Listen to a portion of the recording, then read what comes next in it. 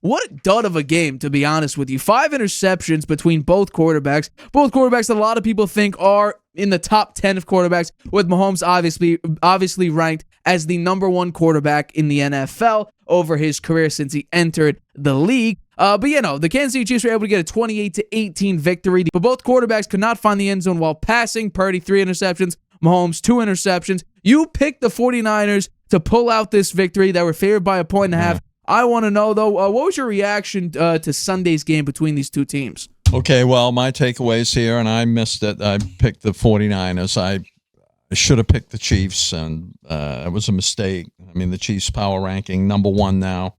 The 49ers, 16. The 49ers decimated with injuries now. Brock Purdy doesn't seem to be able to rise to the occasion when his key weapons are hurt. But my takeaways in the game, the Chiefs, they headed to the Super Bowl, I think, now. They're 6-0. And Mahomes, only 6 TD passes, tied for the lead in interceptions with 8.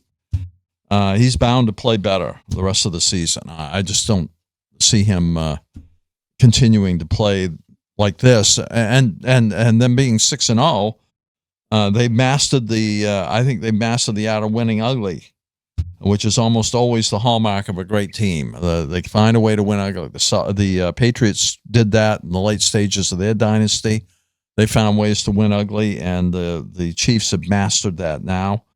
I think what could help them is maybe finding a receiver to bring in, because their receiver core, I don't know, Worthy, he's somebody that can be really sparkling and maybe spectacular, but they don't seem to find the way to get him the ball that often. He's like a mystery man, or he's missing in action most of the game, and then once in a while he comes up with a big play.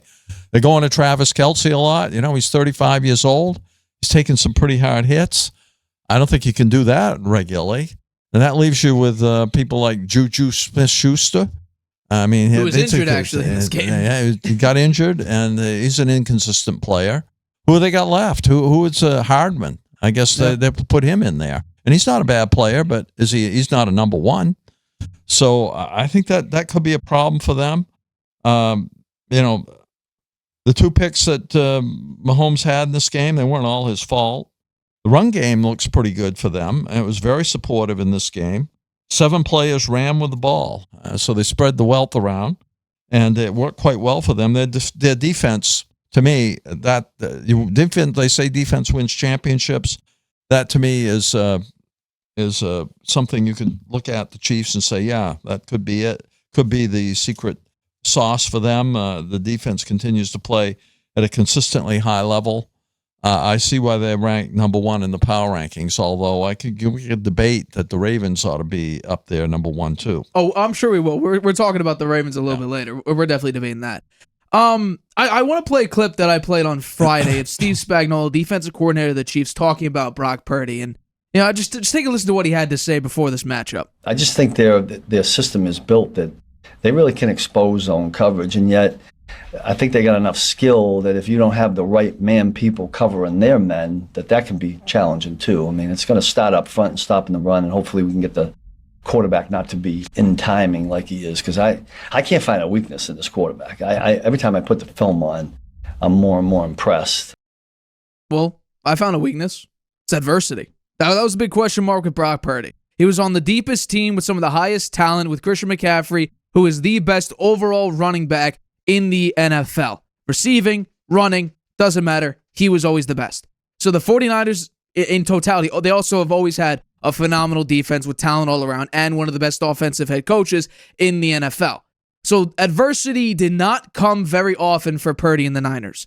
But there's a difference, and it really showed itself on Sunday, the difference between what a legitimate elite quarterback, when faced with adversity, can deal with compared to one that is really not accustomed to it based on the situation. So I understand. Mahomes is a completely different tier of quarterbacks, and it really shows. Because when throwing only 1 interception in a game, he has a 70% winning percentage, on nearly 300 yards a game, 60% completion percentage, 7.8 yards an attempt, 104 touchdowns to 71 interceptions, a 91 passer rating. What about if he throws 1 pick and 0 touchdowns in a game? How does he do? Because it's very difficult to win when your quarterback can't throw a single touchdown. He has a higher winning percentage. Nearly 250 yards a game. Completion percentage still near about 61%. Yards per attempt are 7. Passer rating's only a 65, and he's winning 3/4 of his games. Average margin of victory, they win by more than 10 points a game. What about Brock Purdy? Same criteria when throwing 1 interception or more in a game. He only wins 42% of the time. 246.5 passing yards, nearly 62% completion percentage, 8.5 yards an attempt. 15 touchdowns to 22. See the difference? 104-74 for Mahomes, 15-22 for Brock Purdy, a passer rating of 78. Now, what about 1 interception, 0 touchdowns in a singular game? How does he do then? Hasn't won a single game. 177 yards per game. 51% completion percentage. Passer rating of 36.4. You would have a higher passer rating if you threw an incomplete pass with every single throw in throughout the entire game. I think it's 39.6. He is even below that. And he loses by more than 2 touchdowns.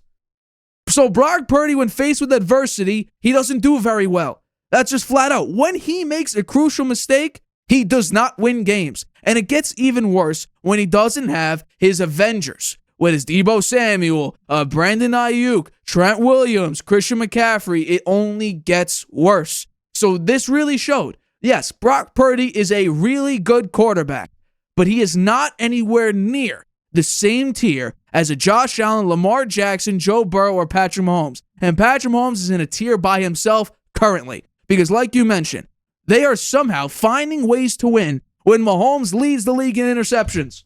That's what's crazy. Yeah. He's throwing a pick more than once a game on average. Well, I would say my takeaway for the 49ers, and you put it up there pretty clearly, they're headed for the exits right now. Brock Purdy, 3 interceptions, all inside Kansas City's 34-yard line. They were bad ones, too. Yeah.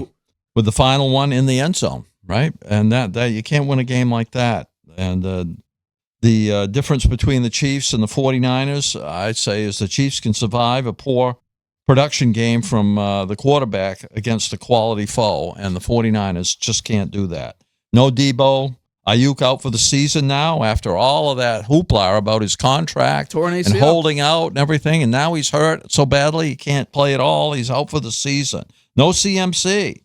He'll be back by week 10. It's just a problem for the 49ers. Can't survive 3-pick games from Brock Purdy and expect to win when they don't have those weapons. They're deficient in all 3 phases of the game. In the game against the Chiefs, they're 3-4 now. They got to win against Dallas before the bye, and they need CMC back. And I guess they'll get him back after the bye. Is that what's week 10, I believe? Yeah. Wow, that's a pretty bad injury he had. Then. Yeah, it's Achilles tendonitis in both of his legs. Wow, that's bad. But once again, Steve Spagnuolo, tremendous job defensively. You lose some of your top defenders, especially L'Jarius Sneed. You expect the defense to take a step back. If anything, the Chiefs remain largely the same. Nobody has success running the football. 0. And if you become a one-dimensional team because the opposing team takes away an entire portion of an offensive scheme, then they know what's coming. They have opportunities to take advantage of knowing that you're going to pass because they stopped the run anyway. Chris Jones is having a tremendous season. Think about this. To set the tone, opening half, they just allowed San Francisco to score only 6 points. 6 points. And right before their third quarter touchdown, this is how their drives ended. Punt, pick, punt, field goal, punt, field goal. Like, they're just not allowing anybody to score. A tremendous red zone defense. I mean, the Chiefs are doing an incredible job, and the NFL should be put on notice right now. If you're worried about the Chiefs somehow falling off the cliff and not being able to, sustain success when it comes to this formula, how about this? Take a look at their record. Mahomes is, you could say right now, Mahomes is arguably, based on the numbers, not a top 10 quarterback in the league. Yet they're 6-0. Yet they're running the ball with Kareem Hunt, who was sitting on his couch a couple weeks ago. Their starting running back and their top 2 wide receivers are currently not playing football. They're injured. The wide receiver 3, Juju Smith-Schuster, who was supposed to come in and help them, is also hurt. Yeah, well, that's why I say I think the an offensive Chiefs, line with 2 tackles who are not great. They're 6-0. I think that's why I think Mahomes he's going to play better than he's played so far. And they've won every game with him playing mediocre football, maybe even lower tier football. And that's gonna change, particularly when they're going to get Pacheco back. That's going to help them. So I think the things would be looking up for the Chiefs down the road here, and that can only help them with the record of undefeated right now, the only undefeated team in the league. This is worrisome for the Niners because it just proves once again one obstacle you can't get around. You can't beat a team that the next time you'll see them could be in the Super Bowl. That's the only other time you could see this team now, is in the Super Bowl. And if you're right now 0-5 against this team, what motivation do you have? What ground do you have to stand on? What redeeming factor do you have in this game? Oh yeah, it's only 10 points?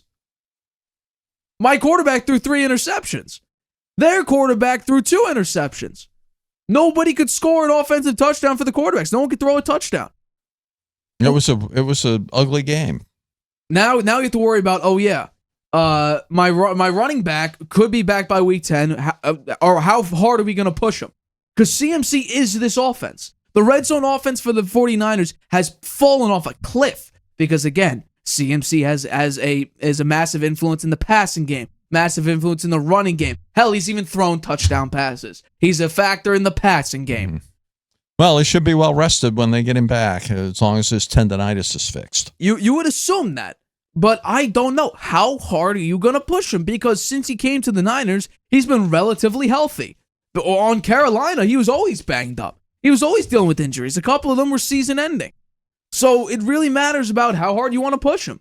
But the fact that the Chiefs remain undefeated, went up against a 49ers team that we all think is pretty good. Yes, they were banged up with receivers, but both teams were.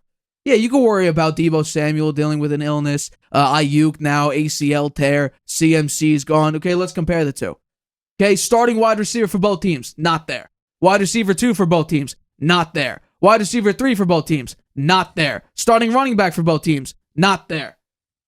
It showed in the game. It was an ugly game. So if we're saying, but both teams are dealing with injuries. And if you look at the talent for both injuries, the Chiefs already starting at their starting point is that if both teams are fully healthy, the wide receiver core for the Chiefs would still be inferior.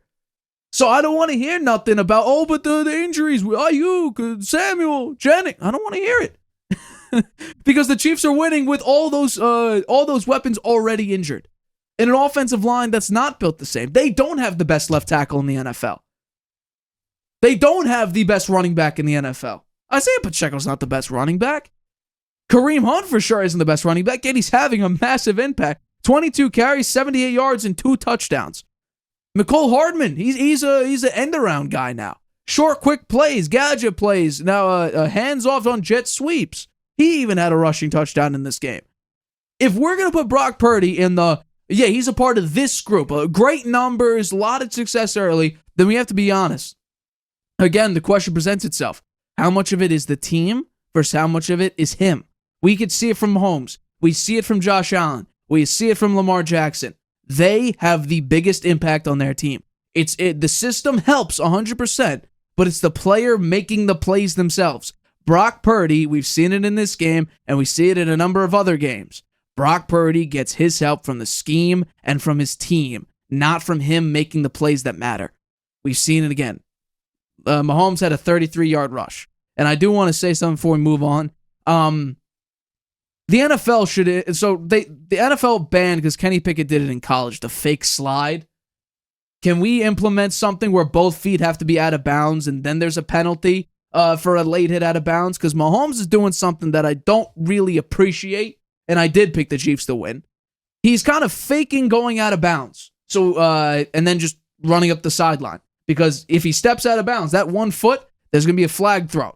So I think teams only need to do one of two things. 1, make him pay for doing it. Or 2, just hit him anyway. If you get flagged, so what?